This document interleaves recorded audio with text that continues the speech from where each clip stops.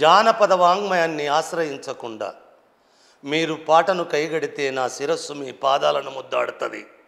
అది మూలం. అది జానపద వాంగ్మయాన్ని తల మీద పెట్టుకొని దొంగిలించకుండా కాపీ చేయకుండా మీరు స్వరాలు గడితే మీ కాళ్ళ ముందట నా ముక్కు రాస్తా. అంటే మూలం అదే కదా. మీ మూలము జానపదం. మీరు తలలు తోకలు మార్చి జానపద వాంగ్మయాన్నంతా 100 ఏళ్లుగా దొంగిలించిన అది ఒడవడము లేదు. అది కాదు అన్న, నేను అంటుంది ఆ పాట పుట్టినప్పుడే నీలో వాగ్గేయకార లక్షణం ఉంది కాబట్టి నా పాట వచ్చేసి నా సాహిత్యములో అయినా జానపదుడిగా పుట్టిన వాణ్ణి, జ్ఞానపదుడిగా పుట్టిన వాణ్ణి, సంగీత సాహిత్యాలను జడకొప్పేసుకొని ఎదిగిన వాణ్ణి. అన్న నీకు పాట ఫస్ట్ ఆ పాట పుట్టినప్పుడు ఎలా వచ్చింది? ఒక పల్ల ఒకటి అన్న.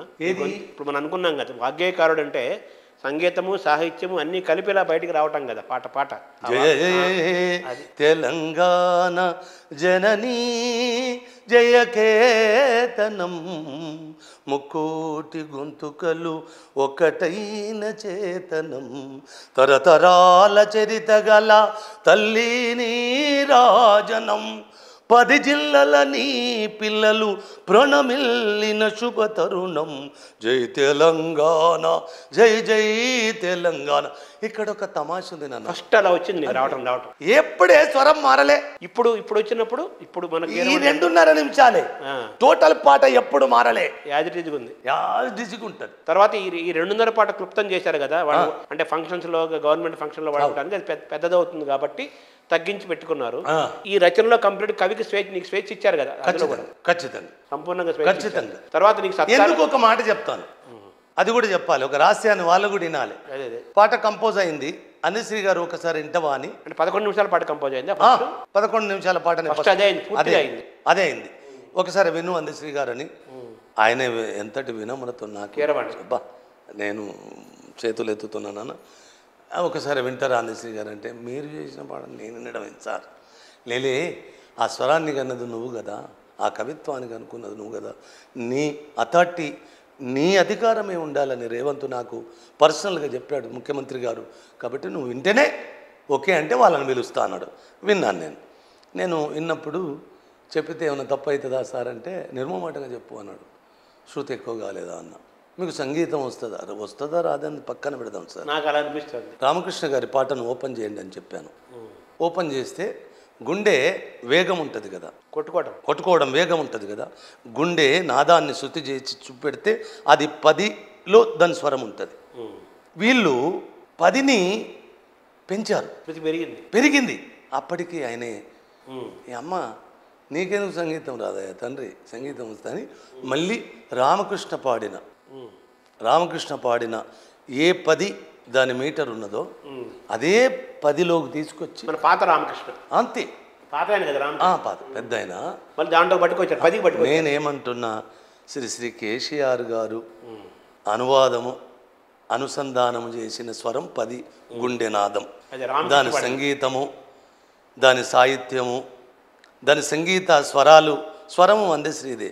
దానికి మీటరు, దానికి ఒక మాత్రలు ఉంటాయి కదా, 10 మాత్రలలో ఉంది, 10 బీటులో ఉన్నది. ఫస్ట్ రామకృష్ణ పాడినప్పుడు 10 బీటే. ఆ బీటులో ఉన్నదాన్ని ఎక్కువ చేస్తే 5 స్వరాలు ఎక్కువ పెంచినప్పుడు తండ్రి నాకు అదే ఉండాలన్నప్పుడు ఆయన వినమ్రతంగా రామకృష్ణ పాడిన ఏ శృతి ఏ ధ్వని ఉందో, ఏ శబ్ద ధాతువు ఎంత లేవలో అదే లేవల్ల ఎంట్రుక వాసి ఎక్కువ కాకుండా అదే లెవెల్లో పెట్టిన. కాబట్టి 13.5 నిమిషాల గీతం యథాతథమే పాడుకున్నదే. ఈ 21 సంవత్సరం పాడిన గీతమే అది. ఈ 2.5 నిమిషాలు మాత్రము కొత్తగానే చెయ్యాలని ఈ అత్యంత హృదయాలను ఓలలాడించే పాట కీరవాణి గారు చేశారు.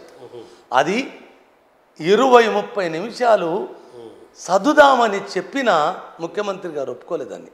ఆడపిల్లలు సైనిక చర్యలకు వస్తున్నారు. ఇప్పుడు ఖడ్గాలు చేబూని మార్చింగ్ చేస్తే కవాతు చేస్తున్నప్పుడు ఇట్లా ఆడపిల్లలు నడుస్తున్నప్పుడు ఆ ఎమోషనల్, నా బడికొచ్చిన బడి పిల్లలు, నా సర్కారు బడి పిల్లలకు ఆ ఎమోషనల్ చెయ్యకపోతే స్కూలు వాళ్ళను అంటే ఇప్పుడు లెఫ్ట్ రైట్ సైనికులు చేస్తారు కదా నాన్న, ఆ శృతిని తీసుకొని ఆ మార్చింగు ఆ కబాతును తీసుకొని తను ఇట్లా ఉండాలి అని చెప్పినప్పుడు కట్టిన బానది.